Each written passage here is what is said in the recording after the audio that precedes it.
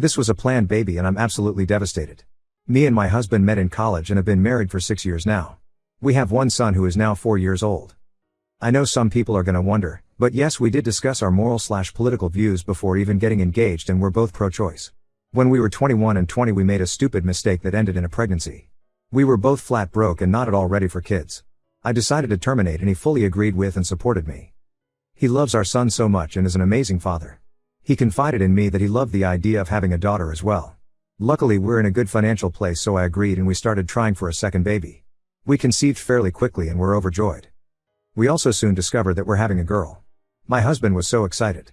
As soon as he was told, he went all out and started to plan her nursery. He asked our son to help him pick which shade of pink he wanted, which crib to get, what the theme should be, etc. It was all so adorable. I don't want to reveal any personal medical history, so forgive me for being vague with the descriptions. At our last doctor's visit a few days ago we were given the news that our daughter has severe birth defects. They think that she could possibly survive the birth, but any life that she gets to experience will be painful for her. There have been medical cases of babies with the same conditions to survive from early childhood to even the teenage years rarely. These poor children suffer with so much pain and are uncomfortable their entire lives. They are very low functioning and need around-the-clock care, as well as several uncomfortable surgeries to try and give them a better quality of life. We were both heartbroken and cried for hours together in the car. Then we drove home in silence. Neither of us said anything until my husband began to quietly mumble his thoughts. He was going on and on about how we needed to schedule another doctor's appointment so we know what medical equipment we'd need to buy for her, and we should renovate the nursery again so we could care for her more easily. He said that he'd definitely have to talk to his boss so he can take a longer paternal leave. He wants to be by her side in the NICU until we can take her home. He talked about how we'd have to ask his mom to babysit our son more often while she's a newborn. He even said that maybe we could sell one of our cars, move to a smaller house, and take our son out of private school so we'd have more money to pay for our daughter's care. I was silent until he asked me what I thought. I was blunt and said that I think we should terminate the pregnancy. Now I feel bad for saying it that way, but I was still frazzled from the news. This made him very upset. He began to cry and ask why I don't want our daughter, even with disabilities. I mentioned our previous abortion. He said it was different because it was unplanned and we had no way to take care of the child. Now, we're in a pretty good place financially, so theoretically we could shoulder the cost of our daughter. I have a bit of personal history with this type of situation. My best friend in high school was at my house all the time because her parents were way too busy with her severely autistic older brother. They did love her, but she was pushed to the side her entire childhood. I told him this story. He said that we'd do better by our son and daughter.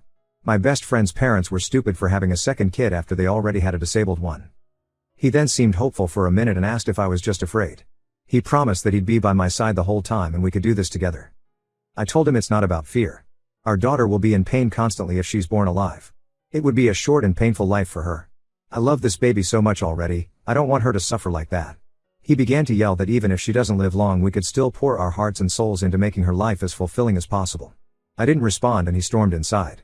It's been a couple days now and he won't even look me in the eyes. He sits in the new nursery for hours. Our son is very confused. I know he's grieving, but I really don't want to go further with this pregnancy. I love him so much, I have no idea what to do now. TLDR, husband and I learned that our planned daughter has many birth defects that would devastate her quality of life. I want to abort in order to save her from an existence full of pain. My husband wants to keep her so we can love her for however long she lives. Update 1. Thank you all so much for the advice and kind words. I'm sorry I haven't responded to many chats and comments. I've read through them all. The empathy and compassion shown is truly touching. After I made my original post, my husband and I rushed to get a second opinion. Nothing changed and it was still our originally diagnosed. Once I learned that, I scheduled the termination for as soon as physically possible. I didn't tell my husband at first. He kept on raving about how we could give her as much love in her life as we can. I feel bad for this now, but I snapped and angrily told him I was terminating the pregnancy. That I know how he feels, but I will not allow my daughter to suffer just because he wants to love her. He was very angry with me after I put my foot down. After he realized his pleading wouldn't change my mind, he didn't speak a word to me. It was like he refused to even acknowledge my existence. I was terrified that he'd go and leave me all alone with the scraps of our family. I tried to explain it to my son, but I think he still doesn't understand. Then, the night before the procedure, he stepped into my room and apologized for everyone and promised to be more supportive of me from now on. I was so happy and relieved I started to sob and he held me all night. My original plan was that my mom would drive me to the hospital, then once it's done a close friend would take me home. Since it was only the night before, he said he couldn't miss a full day of work, but really wanted to drive me home. I agreed to let him and then the procedure was done in the morning. My son is having a long sleepover with my best friend's family. I don't want him to see me like this. The next morning the termination was done. It went fine with only minor physical pain, but the emotional toll was crushing. After I was done, he didn't show up to get me. I waited for hours and he wouldn't answer any of my calls. I ended up having to call a friend out from work to take me home. When we got there, I saw just one note on the counter saying he can't do this. A few of our daughter's special toys were removed from her nursery. My entire life has fallen apart in a matter of days. I asked my mom to watch my son for a little while.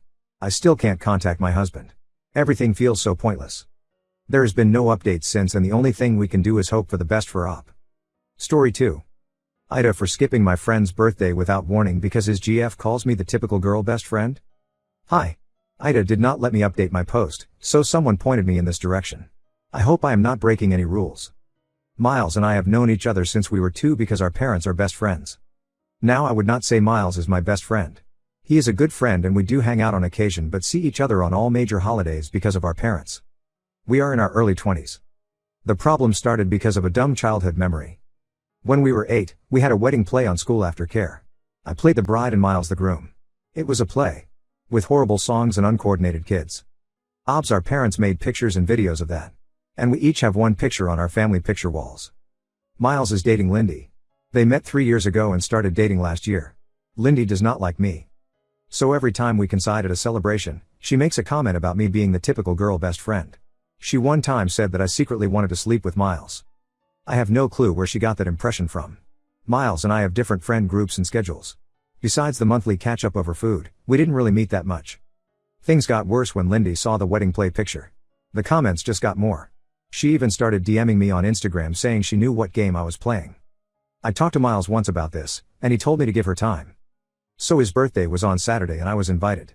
Lindy wrote me saying something along the lines that she was going to supervise me. This was their first birthday as a couple, and I was not allowed to take up his time. I was honestly just fed up. I tried talking to Miles once more, but he said the same thing. So I just skipped out. When the party started, I wrote a quick sorry I can't come and told him my mother was going to bring his present. Now he is upset with me for missing his birthday. Lindy is mad that I made it all about myself, and my parents are upset I missed a family function. Ida? Edit, I didn't show anyone the messages because I didn't want to make more out of this than it is. I didn't want to poison anyone against Lindy, especially not if she is a new fixture in Miles' life. That would make both our lives more difficult. I hope that just talking about it might be the more adult thing. My parents are not mad at me or blowing up my phone. A la Reddit fashion. They and Miles' parents were just bummed out that this was the first birthday that I ever missed. As to why she is jealous, I have no idea. Neither of our parents ever wanted us to get together. There were no jokes or anything about it.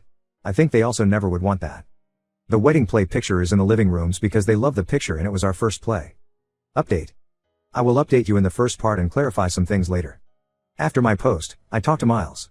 At first, he was kind of mad and thought I had been blowing things out of proportion. Some more details are in my last post. We came to the conclusion of taking more distance while he figures that all out. Mainly because I did not want the added stress of petty drama. Then I talked to my parents and explained to them what was going on. They were really upset by how Lindy treated me. Obviously, they weren't going to get involved, but it was nice to get that off my chest. Then, nothing else happened. Until Tuesday evening.